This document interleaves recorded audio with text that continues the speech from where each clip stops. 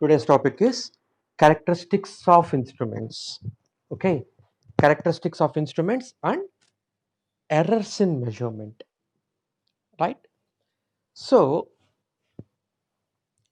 far you have seen that in measurement system there are three main blocks. Okay, first one is input, second one is signal processing, third one is output device. Input device, signal processing device, and output device. These are the three main blocks in any measurement system. Okay, the subject is called measurand, means whose magnitude I want to measure is called measurand, and I will measure the input quantity and I will express in terms of units, right? So in signal processing system we have so many blocks like primary sensing element, variable conversion element, variable manipulation element, and data transmission elements. And in the output, we have meter, which displays or which records the magnitude of measurand in terms of voltage or current mainly. Okay, of course, there are some systems which uh, just display the magnitude of input, and those are called local gauges, right? So what must be the characteristics of measurement system now?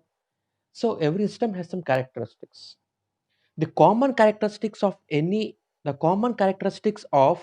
any system can be divided into two major things. First one is static characteristics and next one is dynamic characteristics. Static characteristics and dynamic characteristics, right? We have to know the static and dynamic characteristics. So if we know the static and dynamic characteristics, we can assess the performance of a system. Okay, so the performance of a system may be characterized into static characteristics and dynamic characteristics. Okay, so what are static characteristics and what are dynamic characteristics? Static characteristics. Static characteristics are those characteristics of a system which doesn't change with time, or they may vary very slowly with respect to time. Okay, are you getting me? So static correct అంటే ఏంటి? ఏ measurement సిస్టమ్‌కైనా సరే 3 important blocks ఉంటాయి. First one is input device. Second block వచ్చేటప్పటికి signal conditioning device. Third one వచ్చేటప్పటికి output device. Okay. So input device అంటే ఏంటి? Which accepts the input. మనం అక్కడ ఇన్పుట్ ఇస్తామండి. ఓకే. సిగ్నల్ కండిషనింగ్ డివైసెస్‌లో ఏముంటాయి? అంటే primary sensing element, variable conversion element, variable manipulation element and data transmission element అనేవి ఉంటాయన్నమాట. ఆల్రెడీ మనం ఈ బ్లాక్ డయాగ్రామ్ మనం చూసాం నిన్న క్లాస్‌లో, right? And third one is output device. It's అంటే మీటర్ అన్నమాట. Output meter. It may be a recording device or it may be a display device. Readout device, display device. So మనం ఏ parameter కనుక్కుందాం అనుకున్నా సరే will develop a measurement system. ఒకటి మనం తయారు చేసుకుంటాం for the purpose of automation. Automation కోసం మనం దీన్ని తయారు చేసుకుంటాం, రైట్? అయితే ఈ మెజర్మెంట్ సిస్టమ్‌కి ఉండాల్సిన క్యారెక్టరిస్టిక్స్‌ని 2 రకాలుగా డివైడ్ చేశారమ్మా. Okay. First one is static characteristic and next one is dynamic characteristics. ఇందులో స్టాటిక్ క్యారెక్టరిస్టిక్స్ అంటే ఏంటి? What are static characteristics? So static characteristics అంటే ఏంటంటే, static characteristics are those characteristics of a system which doesn't change with time, or they may vary very slowly with respect to time. అంటే static characteristics అన్నవి టైమ్‌తో పాటు మారకూడదు.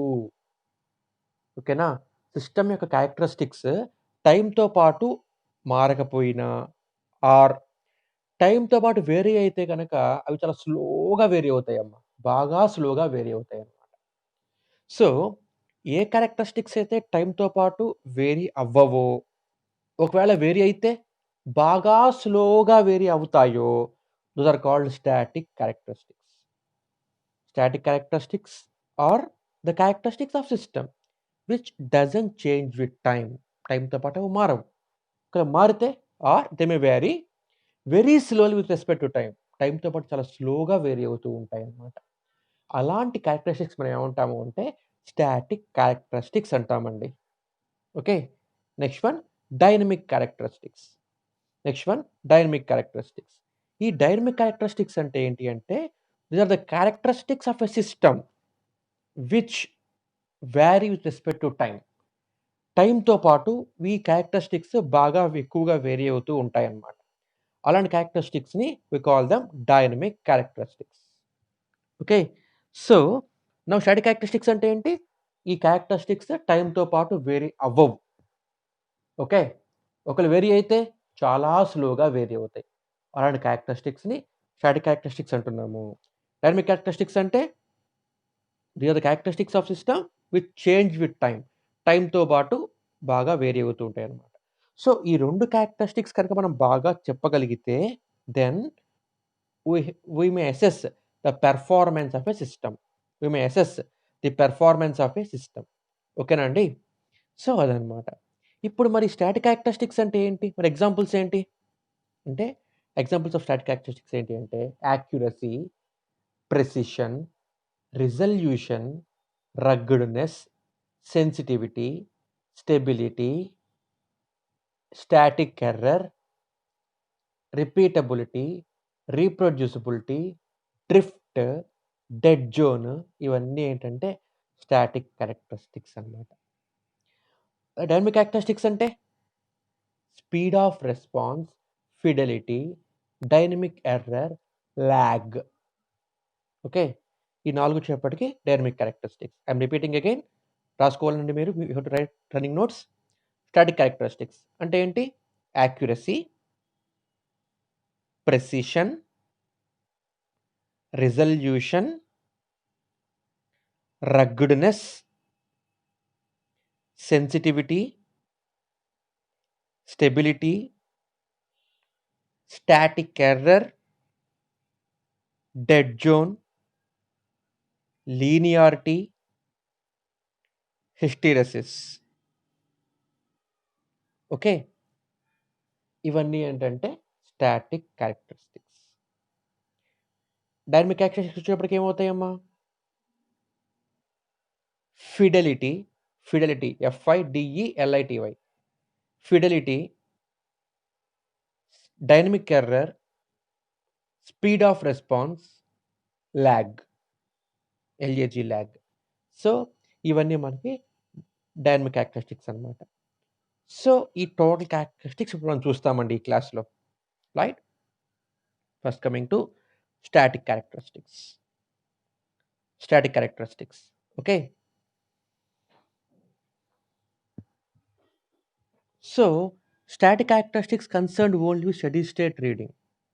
That instrument settle down, such as accuracy of the reading, etc. Dynamic వచ్చేటప్పటికి describe when transient behavior between the time a measured quantity changes value and the time when instrument output attains steady state value in response. So, ఇక్కడ దాకా అన్నమాట. ఇక్కడ మనకొచ్చేది ఏంటి అంటే dynamic state అండి సిస్టమ్‌కి. ఇక్కడి నుంచి మనకి మొత్తం కూడా సిస్టమ్ ఏమైంది సెటిల్ అయిందనమాట. స్టాటిక్ రెస్పాన్స్ అక్కడి నుంచి మనం తీసుకుంటామండి. Okay. So, now we are moving on to static characteristics. ఇప్పుడు చెప్పాను చూసారండి ఇవన్నమాట. Right? So, accuracy, precision, range or span, linearity, sensitivity, repeatability, reproducibility, hysteresis, threshold, resolution, dead space or dead zone.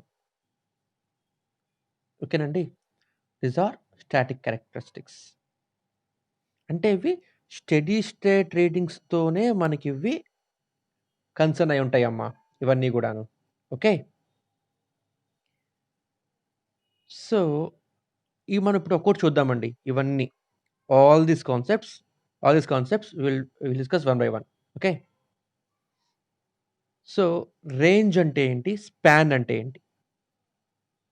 Range and span. For example range of instrument అంటే ఏంటండి? అంటే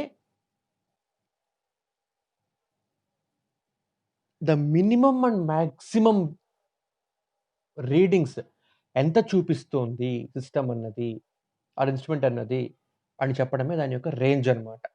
అంటే దాని యొక్క మినిమమ్ వాల్యూ ఎంత మెజర్ చేయగలదు, మాక్సిమం వాల్యూ ఎంత measure చేయగలదు మనం అసెస్ చేసుకుంటే, the difference between minimum and maximum values మనం ఏమంటాము అంటే రేంజ్ అంటామండి. Okay. The range of instrument defines the minimum and maximum values of a quantity that instrument is designed to measure. ఒక instrument minimum ఎంత value measure చేయగలుగుతుంది, maximum ఎంత value measure చేయగలుగుతుంది అని చెప్పడమే దీని యొక్క రేంజ్ అన్నమాట. సిస్టమ్ యొక్క రేంజ్ అన్నమాట. Okay. In this example let us take a thermometer which can measure from -20 to +60. -20 to +60. మనం దీన్ని ఏమంటామంటే రేంజ్ ఆఫ్ ఇన్‌స్ట్రుమెంట్ అని చెప్తామండి. We call it range of instrument.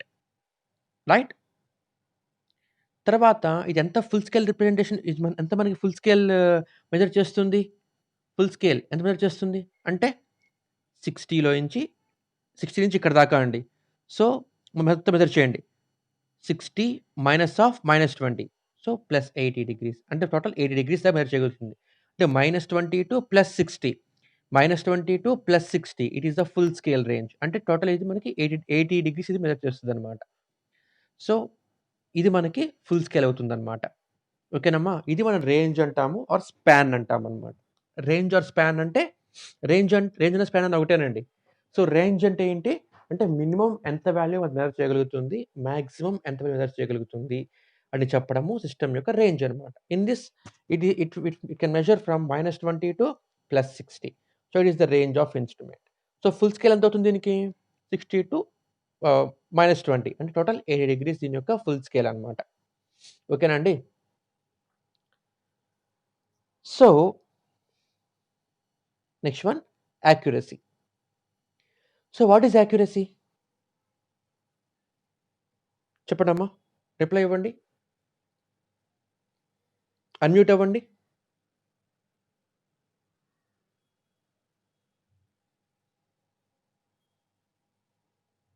Unmute అవ్వండమ్మా. Am I audible to you? Okay. What is accuracy?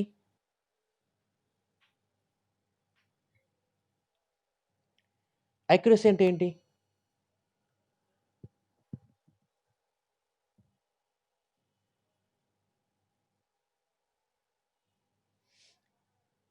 ఇప్పుడు let us suppose I am using a thermometer. Okay. ఈ thermometer చాలా బాగా వాల్యూస్ ఇస్తోంది. అంటే మీనింగ్ ఏంటి? ఎర్రర్ బాగా తక్కువుందనేగా అర్థము.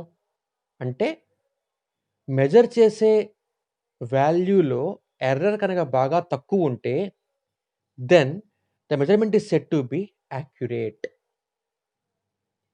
సో, ఇప్పుడు ఏం చెప్పొచ్చు మనము? యాక్యురసీ అంటే యాక్యురసీ ఈస్ డిఫైన్డ్ యాస్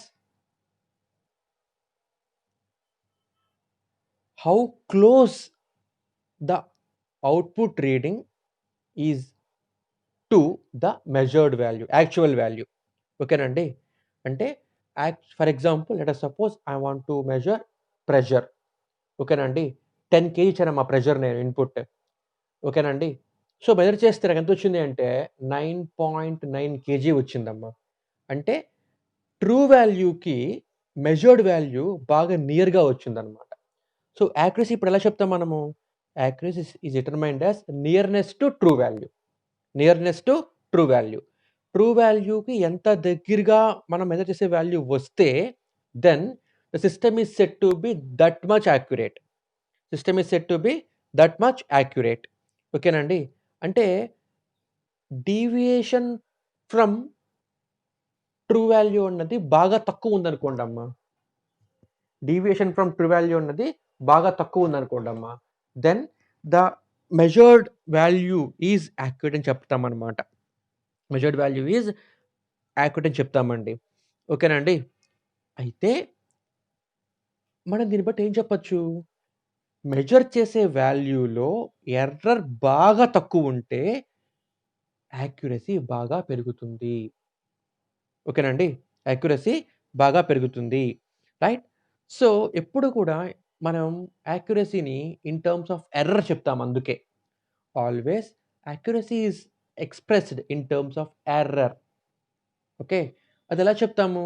అంటే మీరు ఒక ఇన్‌స్ట్రుమెంట్ కనుక తీసుకుంటే ప్రెషర్ గేజో, లేపోతేనేమో ఒక టెంపరేచర్ గేజో ఆర్ ఆహ్, ఒక స్పీడోమీటరో సమ్ ఇన్‌స్ట్రుమెంట్ ఒకటి తీసుకుంటే దానికి మీరెలా చెప్తారంటే యాక్యురసీ వచ్చేటప్పటికి ±0.1% చెప్తుంటామమ్మా.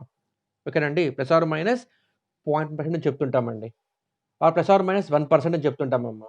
అంటే for example if you want to measure 100 degree centigrade temperature. Okay. So, ఒక ఇన్‌స్ట్రుమెంట్ తీసుకొని మీరు మెజర్ చేస్తే, థర్మామీటర్ తీసుకొని మెజర్ చేస్తే, దెన్ మీకొచ్చే వాల్యూ 99 అన్నా అవ్వచ్చు, 101 అన్నా అవ్వచ్చు. అవునా? ఎందుకని? యాక్యురసీ ఈజ్ ±1% చెప్తున్నానండి ఇక్కడ నేను. ±1% చెప్తున్నానన్నమాట ఇక్కడ నేను. కాబట్టి అంటే మీనింగ్ ఏంటి? మీరు మెజర్ చేసే మెజర్‌మెంట్స్‌లో ఎర్రర్ లిమిట్స్ +or -1 ఉంటుందన్నమాట.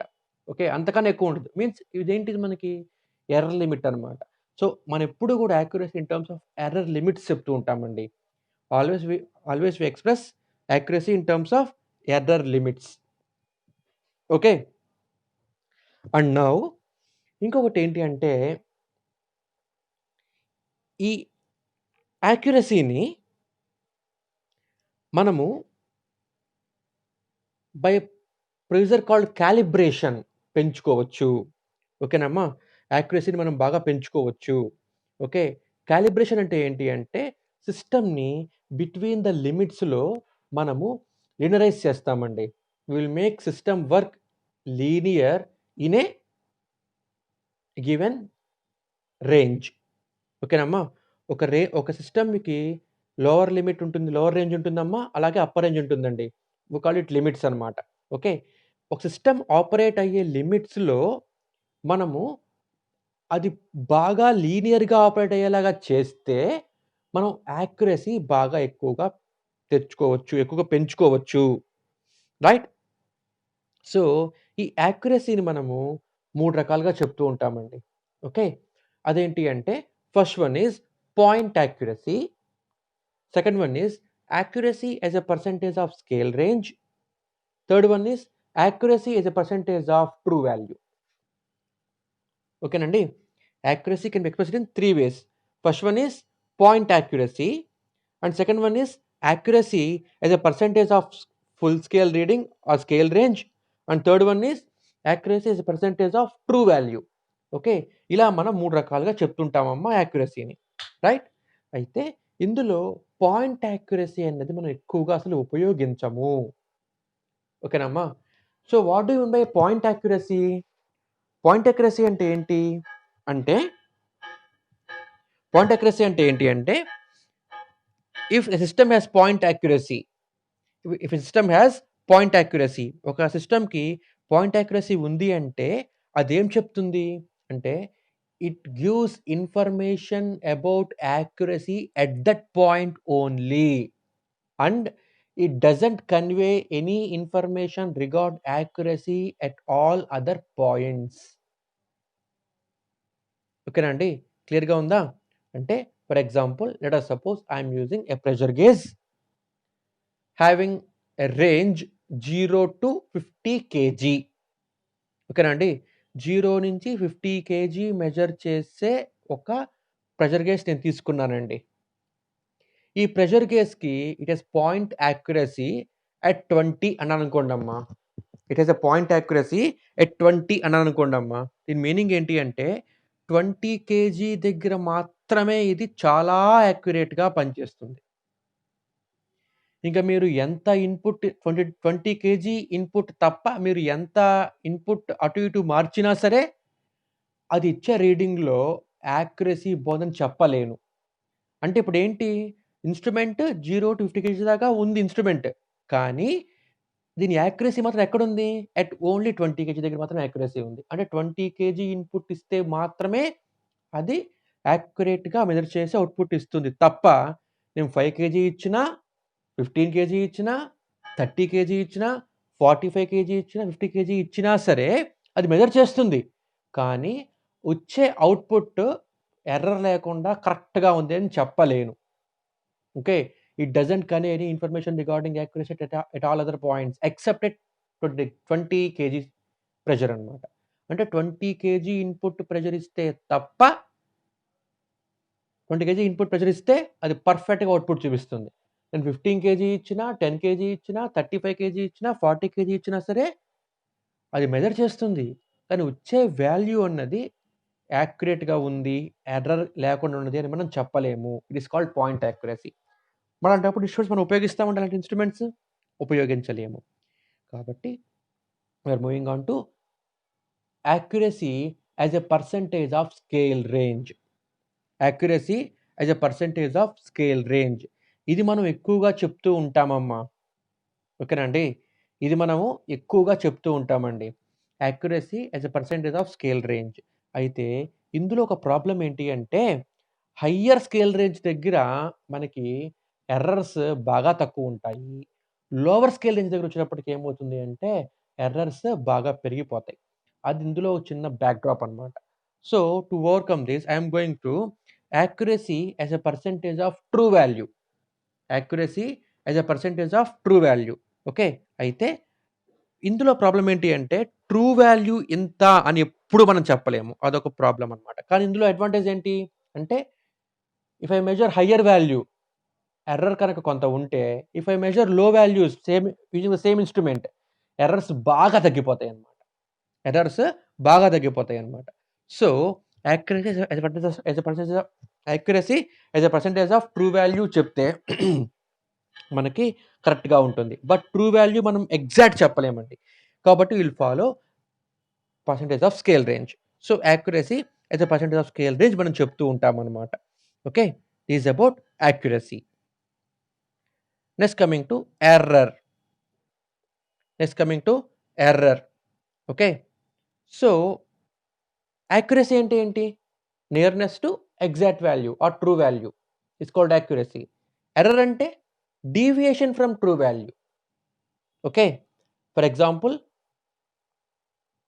I am using a speedometer and the speed of motor is 1000 RPM అనుకుందామండి. ఫర్ ఎగ్జాంపుల్, అండ్ నేను మెజర్ చేస్తున్నాము ఒక టాకోమీటర్ పెట్టి ఆ స్పీడ్‌ని. I'm I'm getting values like 990 RPM, 930 RPM, 940 RPM. అప్పుడు మీకు ఎర్రర్ ఎంత అవుతుందండి? If it is 940 RPM, error is 60 RPM. If it is 930 RPM, error is 70 RPM. If it is 990 RPM, then error is 10 RPM. అంటే accuracy అంటే nearness to true value. Error అంటే deviation from true value. Deviation from true value. ఓకేనా అండి? Deviation from true value. It's called error. Okay. అయితే ఈ error 2 రకాలండి. ఒకటేమో static error, ఇంకోటేమో డైనమిక్ ఎర్రర్ అన్నమాట. First one is static error and second one is dynamic error. Right? అయితే static error అంటే ఏంటి? అది స్టాటిక్ క్యారెక్టరిస్టిక్ అండి అది. డైనమిక్ ఎర్రర్ వచ్చేటప్పటికి it comes under dynamic characteristics అన్నమాట. Right? So, what do you mean by static error? అంటే for example, సిస్టమ్‌లో మనకి ఎర్రర్ ఉన్నది. సిస్టమ్‌లో ఎర్రర్ ఉన్నది. But the error is constant. The error is constant. Okay, that is called static error. If the error is constant throughout the measurement, then it is called static error. Example చూద్దాం ఒకటి. Okay, let us take a vernier calipers తీసుకుందామండి. Let us suppose I am taking vernier calipers. So in this vernier calipers, in this vernier calipers, I have zero error. I have zero error. అంటే vernier callipers మొత్తం మనం close చేసేస్తే so main scale reading, vernier scale reading 2 main scale 0, vernier scale 0 2 కూడా 0కి coincide అవ్వాలి కదమ్మా. ఓకేనమ్మా? Then there is no error. అయితే ఇప్పుడేమైంది అంటే వెనియర్ క్యాలిపర్స్ మొత్తం క్లోజ్ చేసినా సరే, 2 జాస్ దగ్గరికి పెట్టేసినా సరే, వెనియర్ 0 అండ్ మెయిన్ స్కేల్ 0 ఈ 2 కూడా కోయిన్సైడ్ అవ్వట్లేదండి. ఓకే. ఎంతుంది అంటే 1 mm అనేది మనకి ఎర్రర్ ఉందమ్మా. Let us suppose 1 mm is the error. అంటే ఇప్పుడు నువ్వు 5 mm మెజర్ చేస్తే ఎంత చూపిస్తుంది? It shows me 6 mm. అదే నువ్వు 10 mm మెజర్ చేస్తే ఇట్ షోస్ మీ 11 mm. అదే నువ్వు 20 mm మెజర్ చేస్తే ఇట్ షోస్ మీ 21 mm. ఎందుకని 1 mm నీకు ఎర్రర్‌లో ఉందన్నమాట. Okay. Here at every instant of measurement, the error is constant. The error is constant. Error మనకి మారట్లేదండి ఇక్కడ. Error is constant. Okay. That's why this type of error is called static error. అందుకే మనం ఎర్రర్‌ని స్టాటిక్‌లోనే పెట్టాము, డైనమిక్‌లో కూడా పెడుతున్నామమ్మా. డైనమిక్ ఎర్రర్ అంటే ఏంటి అంటే ఎర్రర్ వేరీ అయిపోతూ ఉంటుంది. బాగా వేరీ అయిపోతూ ఉంటుంది. ఫర్ ఎగ్జాంపుల్ ఇప్పుడు you are using a pressure gauge to measure pressure. Okay. అప్పుడేమైంది? ఇప్పుడు ఫర్ ఎగ్జాంపుల్ ఒక 10 కేజీ ప్రెషర్ ఇచ్చారమ్మా, ఇన్‌పుట్ మెజర్ చేశారమ్మా. You are getting 9.8 KG. అప్పుడు ఎర్రర్ ఎంత? 0.2 కేజీ ఈస్ ద ఎర్రర్. మళ్ళీ ఏం చేశారంటే మీరు ఒక 20 కేజీ ఇన్‌పుట్ ఇచ్చారండి మెజర్ చేయడానికి. 20 కేజీ ఇన్‌పుట్ ఇస్తే మెజర్ చేయడానికి ప్రెషర్ గేజ్‌కి ఇట్ ఈస్ షోయింగ్ 20.5 కేజీ. అంటే ఇప్పుడు ఎర్రర్ ఎంత? 0.5 కేజీ. ఇందాక ఎర్రర్ ఎంత? 0.2 కేజీ. అంటే ఎర్రర్ ఎప్పుడు బాగా వేరీ అయిపోతూ ఉందండి మాటి మాటికి. At every instant of measurement error is varying a lot.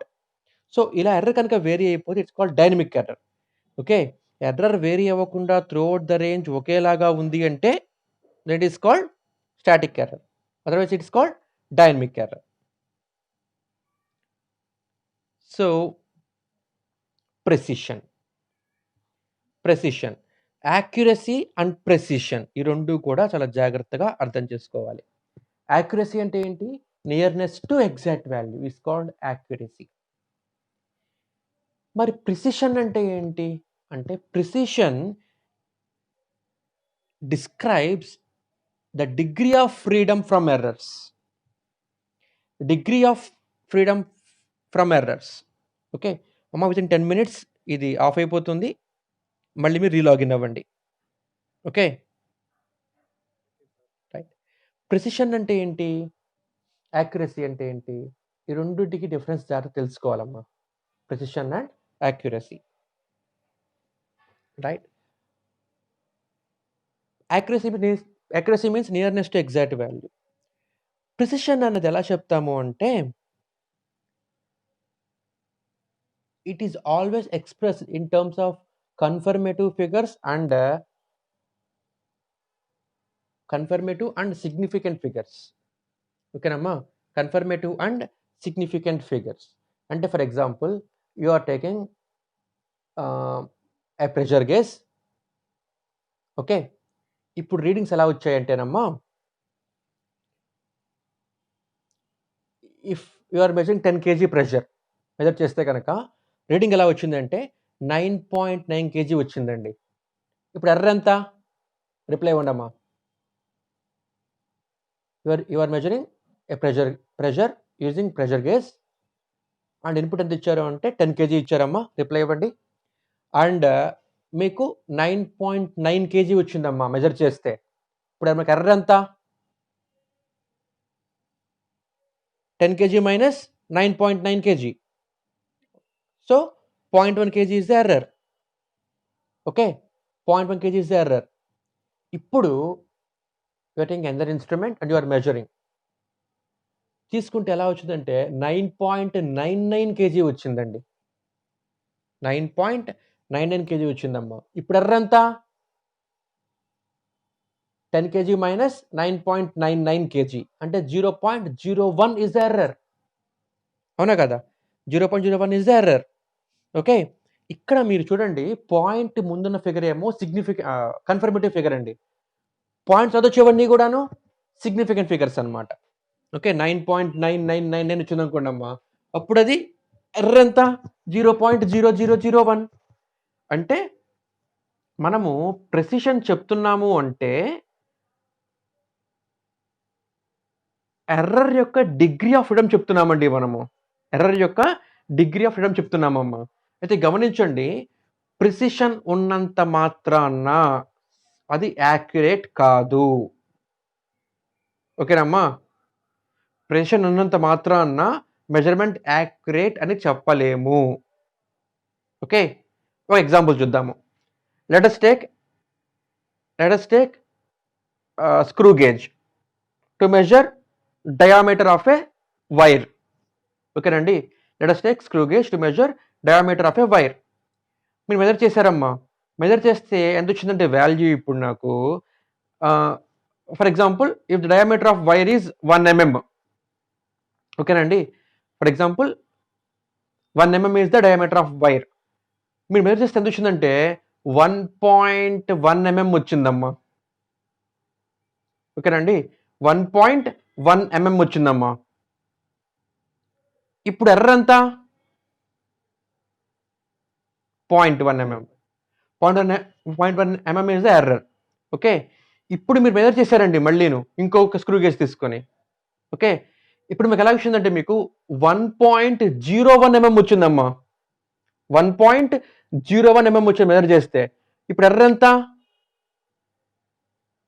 1 minus 1.01, అవునా కదా? అప్పుడు ఎర్రర్ ఎంత? 0.01 ఇస్ ద ఎర్రర్. ఓకేనండి, మీరు 1 mm మెజర్ చేస్తున్నారమ్మా డయామీటర్. ఎంత వచ్చింది అంటే 1.01 వచ్చిందమ్మా నాకు వాల్యూ.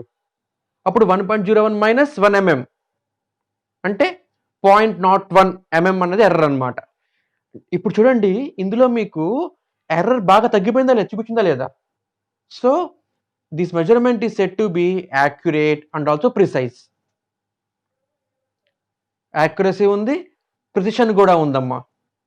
ఓకే, ఇప్పుడు ఏం చేస్తున్నారంటే మీరు you are taking same instrument. అయితే దీనికి ఏమైందంటే ఇప్పుడు 0 ఎర్రర్ ఉందమ్మా. It has 0 error. అంటే ఇప్పుడు మీరు 1 mm మెజర్ చేస్తే it is showing 5 mm. Or for example ఇంకా మనం సింప్లిఫై చేద్దాం. అసలు మీరు స్క్రూ గేజ్ మొత్తం క్లోజ్ చేసేస్తే అంటే పిచ్ స్కేల్ రీడింగ్, తర్వాత main scale reading, pitch scale reading, main scale reading. ఓకేనమ్మా?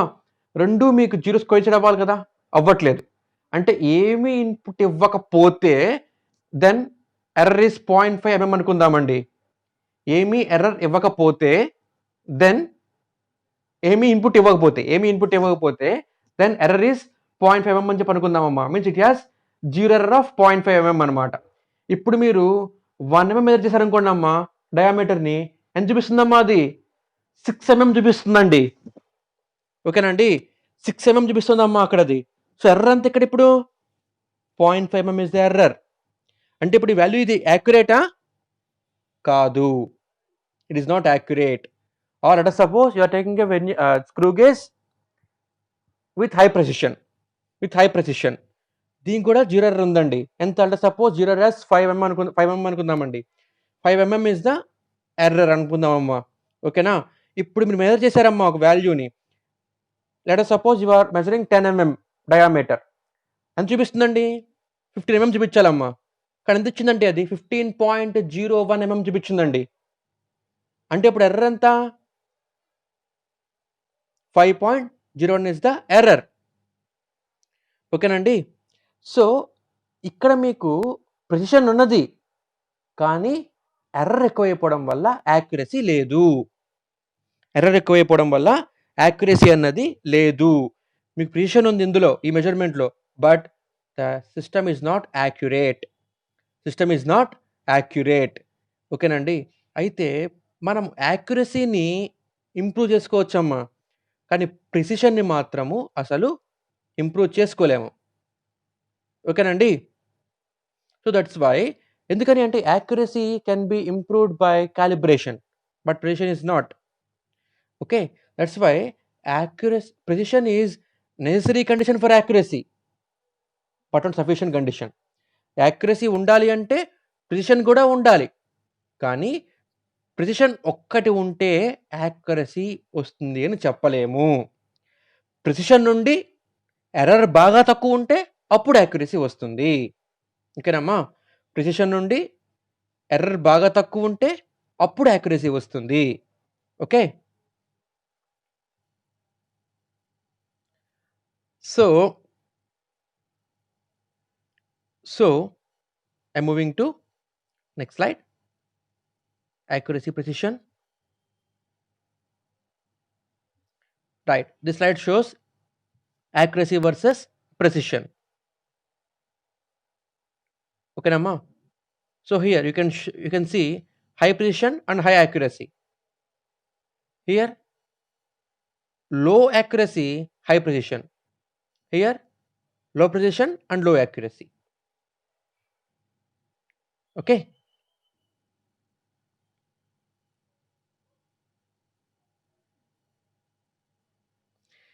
Next, repeatability and reproducibility.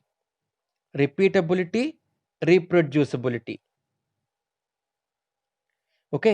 Repeatability అంటే ఏంటి? అంటే ఇప్పుడు మీరు ఒక ఇన్‌స్ట్రుమెంట్ తీసుకున్నారండి. ఒక ఇన్‌స్ట్రుమెంట్ తీసుకొని మీరు వాల్యూస్ మెజర్ చేస్తున్నారు.